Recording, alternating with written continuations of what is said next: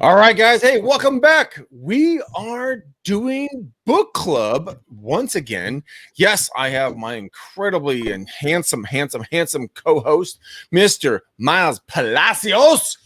He is going to be doing the book club with us today, and that guy is, if you guys don't know, he's going to be out golfing later because he's got his diamond shirt on and ready to just crush a 400-foot drive all the way down the fairway. But today we are going to be talking about, Miles, what are we going to be talking about today? We are on chapter 9. And by the way, I'm not golfing. This is my Tuesday Corona outfit in lieu of PJ. But we're going to be talking about the chapter named That Helps Them Avoid Failure. So this chapter is kind of in line with the previous two more than any other one, which was we met a mentor. The mentor gave us a plan. Mm-hmm. And now that plan is going to help us avoid failure. So that's the name of chapter 9. So I don't know what you thought about this reading, but I thought it was particularly, this one out of all the chapters seemed a little bit more salesy, but I think some of the concepts in it were totally necessary. Like, I don't know. Okay, so break that down for me a little bit. Okay. They were talking about something a little bit more psychological in the chapter, where, and it's more human nature, that people do more to avoid pain than they do to get something positive. Like in human nature, I know I could work out and I'm going to look good, but my more motivation is I don't want to work out because I don't want to deal with the pain. Like I would rather avoid pain and actually go for something that I want.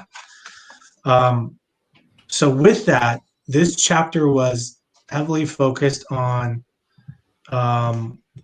giving people okay, if you don't use me, this is all the bad things that could happen to you, was kind of the gist of it. So it was more about, here are all the bad things, here's all the bad things that could happen, this is why you need me. So let me ask you a question on that really quickly. So when it comes down to that, just as a personal question, because I know the answer for myself, when it comes to you, would you rather be given $100 or would you rather have that $100 taken away? Actually, that's a really, really good example. If I make $100, I'm not like if I went to the casino and found $100 on the floor, I'd be psyched. I'd be like, oh shoot, I can just gamble this. It's free money. But if I lost 100, the pain of gambling that away makes me so angry that I avoid it.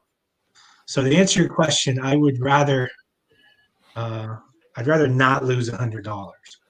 Okay, so I think psychologically for me, I know I worked for it already, versus something just being there doesn't do it for me. Okay, that makes total sense, actually. You know, I'm the same way you are.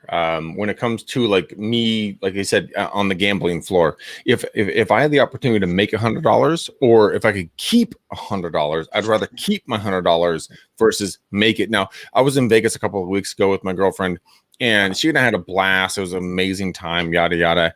But she and I went gambling. I mean, when I say gambling, I took $20 and I broke it up into, you know, $4, $5, segments. And the thing is the fact that like me putting that $5 into a machine, she actually told me every single time, like, Greg, that's too expensive. Don't spend that there. I'm like, it's a 25-cent machine. What are you talking about? But then I'm like, I want to play blackjack. She's like, no, $15, too much. But I'm like, what if I make $50? She's like, too much. And I agree with that. In it, I'd like to keep my money more than I like to lose it. So expound upon your point of view on this chapter. Okay, so they had a really, really good example about that is a basic concept of the chapter. Now, how that relates to us is you need to point out some of the negatives of what's out there if people don't use your product or use your brand, or go with you. So they had a really, really good example. And this is the one with, I actually particularly enjoyed the story, which was about Allstate. Now, my dad and I love the commercials with the Allstate guy named Mayhem. And it's like all the bad things that could happen with homeowners insurance or car insurance. Like he's like driving behind the wheel and he drives straight into the river or something. They call him mayhem. He just causes mayhem. Mm-hmm. So in the Super Bowl, I think it was in 2015, they created a ad for the Super Bowl. I think they had a few different spots, and they went to a customer's house, told him he had won a prize to go to the Super Bowl. In the meantime, they went there and took a bunch of pictures of the house. Right. They took a bunch of pictures of the house on the inside, the outside, all the furniture. And before the game, in the meantime, it took a few months, they ended up constructing like a replica of their house. And they put them in the suite. And when they were in the suite, they would show the commercials throughout the stadium. And they showed a burglar breaking into their house, although it wasn't their house, stealing their stuff in real time, and they were videotaping it. Basically showing that, hey, burglaries can happen. Are you covered insurance? And apparently this sparked this huge thing because I was reading some stats about all the people that started following them, either on Facebook, like the impressions, the hashtags, the likes, the Twitter stuff, whatever it is. Obviously, they mentioned that we don't have the funds for a Super Bowl ad, but nobody knew how big of a problem was until they illuminated. Once they said, hey, this is a problem, people were like, shoot, I think I need to make sure my insurance covers that. So I love that example because I think it can happen on all types of different industries, particularly ours. But I think the fear of someone breaking in or someone being able to steal something or something bad happening to your car or your house motivates someone to buy. So it's a fear motivated. So when it comes to like that mindset, in your experience in this business, I mean, where does that make people stand? I mean, are they more or less likely to be doing something? Are they more or less likely to be posting something? In regards to kind of what we're talking about, today when it comes to Chapter 9, when it helps them to avoid failure.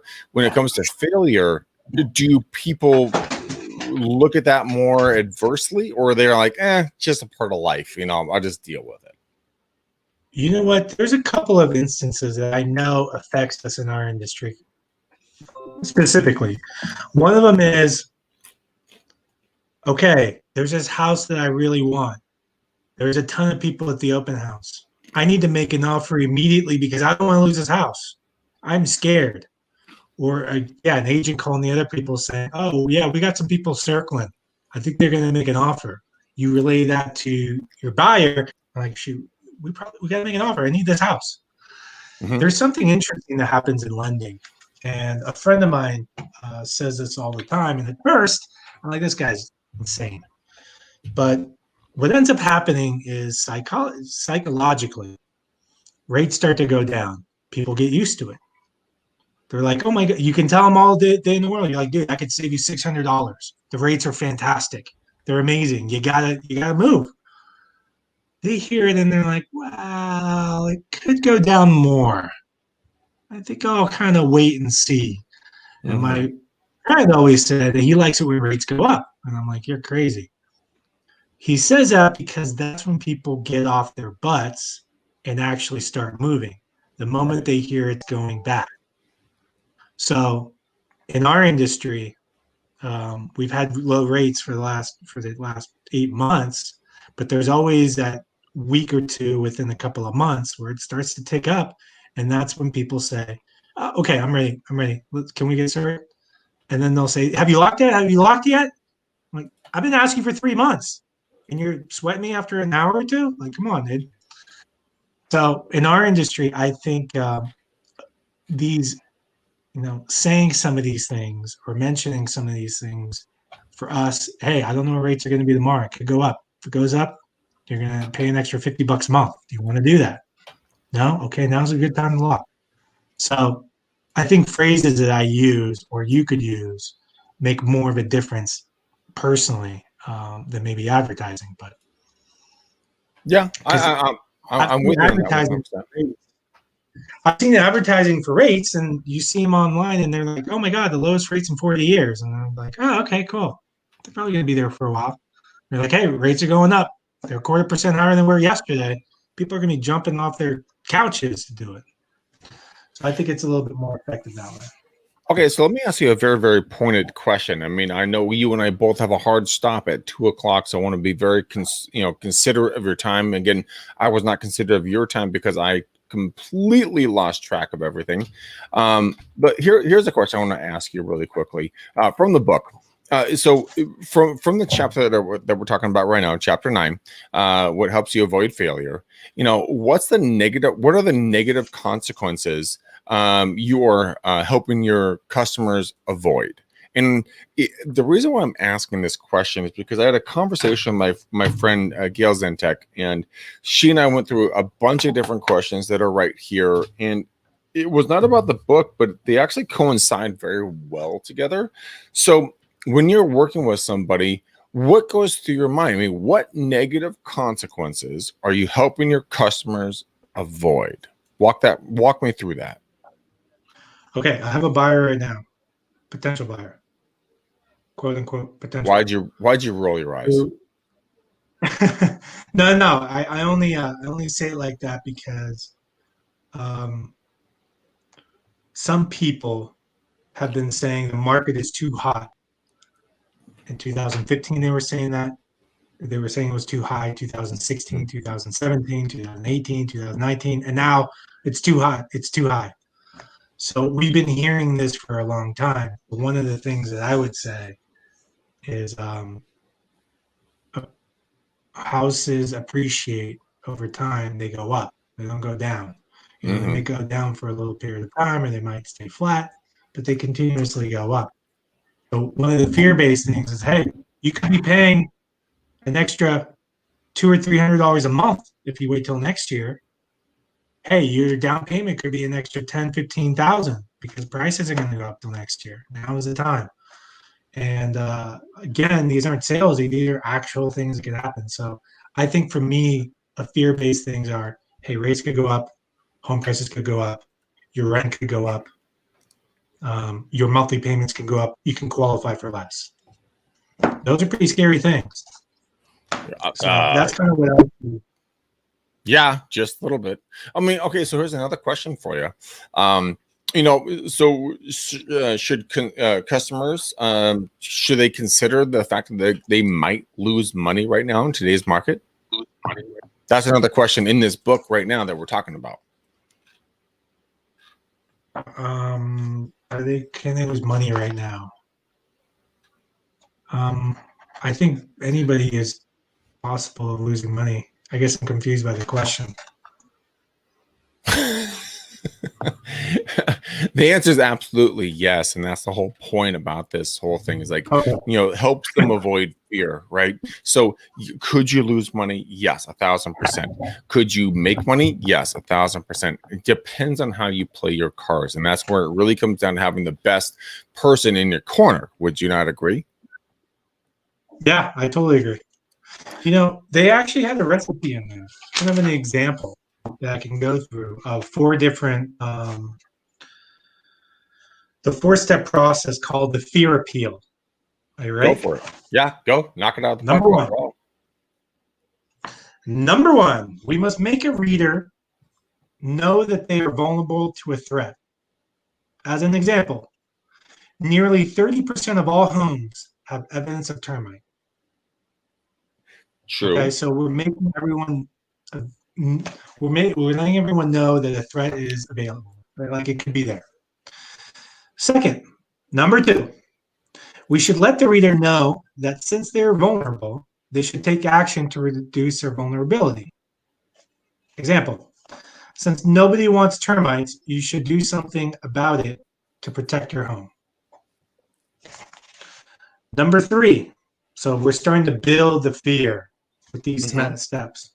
Number 3, we should let them know about a specific call to action that protects them from the risk. Example, we offer a complete home treatment that will ensure your house is free of termites. And number 4, we should challenge people to take this specific action. So example, call us today and schedule your home treatment. So this is, I think, a basic approach to kind of building fear of a problem, making it specific to them, and then giving them a way out. Okay. However, you want to hear something crazy? It was kind of tripping me out. I'm reading the chapter. They talk about all this stuff. They're like, oh, yeah, here's all the stuff that could happen. Here's what you got to do. And then they said something interesting. They said too many warnings about imminent doom will turn customers off. I read that. I'm like, did I read that right? They just spent the whole chapter talking about how it was good. Dude, I don't read. I listen because I'm dyslexic, and y'all know that. But I heard the same thing several times when I was listening, and I was sitting there. I'm like, wait a minute. So if we do too many alarm bells, then that turns somebody off. If we don't do enough alarm bells, then we're not doing it right. So where do you find that middle ground, right? How do you make that thing work? And I was thinking about it the other day after I was actually floating in my pool, thinking about this concept, thinking about this show. And what I thought was, I'm like, okay, so at what point do I feel uncomfortable in a conversation when someone says, you got to buy, you got to sell, you got to do fill in the blank? At what point am I going like, all right, this motherfucker is just like driving me banana cakes. Like, I can't deal with this. Like, I get it, man. I get it. Like, no more. And to me, and give me your thoughts on this. We got 5 minutes left on the show because I'm a dumbass and I came in too late on this, unfortunately. I thought 3 times would be the amount of times I could hear something before I start getting annoyed. What's yours? I think 3 is actually a good number. I think you're totally right. Whenever someone's there, it's weird. There's so many dangers here in the world. But if you have a guy who's a end of the world type of person, they're telling you 100 different reasons of how we're doing. You're kind of like, all right, dude, I don't believe anything you're saying because you've gone off the deep end at this point. Like, you're insane. Like these conspiracy guys, kind of like you. It's like, all right, dude, it's not all doom and gloom. But little trickles here and there, and you're like, I think this guy's onto something. So that's my recipe for getting you into my conspiracy theory farm of like I have to just drip small things onto your brain and just be like, hey, Miles, do you hear about this or hear about that? And you'd be like, this guy's not so crazy. But if I'm like, dude, here's a complete waterfall of everything I know, you're like, okay, you're officially batshit. I think that's the way it works. The more I think about it, the more that totally rings true. It's just like whether you're not saying anything or you're saying everything in the world, those are both insane. It's somewhere in between. And I think they had a quote because they said messages containing moderate levels of fear-rousing content are most effective in producing attitudinal and behavioral change. It's kind of crazy how you're reading this book and they're talking about psychological, like super deep changes in behavior into your psychology. It's just kind of crazy. No, it totally is. Someone just I'm sorry, I cut you off. Go ahead. No, I was just saying it's this book is so much more than just about sales or building a brand. It goes deeper in the psychology of a person. And this one for me, I mean, they all every chapter I say, hey man, this chapter hit me. This one did too, you know. I didn't realize or think about how much you're putting out there, but I think 2 or 3 items that you talked about is enough to get people to really start thinking. So I thought that was really good. And I agree with you, and to the point that like it's interesting to stay consistently curious, not just about kind of what you put out there, but it's also about your mental, fight that you have going on, up in your brain. Should I say that? Should I not say that? Should I do this? Should I not do that? I mean, obviously, moral boundaries obviously apply here on this, but in regards to kind of the whole concept of the book, in this chapter, I mean, what happens when it comes to failure? I mean, where does that line? What's that line define? I mean, are you going to be a failure if you don't do something? Or are you a failure if you don't start? Are you a failure if you just give up? I mean, where does that start and stop? I mean, we have about 2 minutes and I got to jump like a rabbit. But I mean, give me your thoughts on this. And then we're going to get everybody back here next week where we're going to have our full time because I'm not going to not show up like I did today. So give me your thoughts. It's a good question. The boundary between failure. I don't think anyone wants to be a failure, but I think people work way less hard to become a success. And very good. I think that, and I usually don't cuss on these things, but I have it on my board written. Don't be a bitch. Don't be a bitch. Okay. And I did that mentally for my working out thing. And for me, that is more, hey, go for what you want instead of trying to avoid everything that's horrible. Okay. So, as my girlfriend would say, she would say, don't be a sissy lala. And I had no idea what sissy lala meant. So it held no energy or emotion behind it. So when she first said it to me, I'm like, a sissy what? Is that good or bad? And she's like, you're a fucking retard. I'm like, yeah, I've been known to do that a couple of times in my life. But you know what? It's true, like what you just said. When it comes to working out, when it comes to being in life, when it comes to anything else, you have to push yourself out of the don't be a pussy, don't be a sissy la.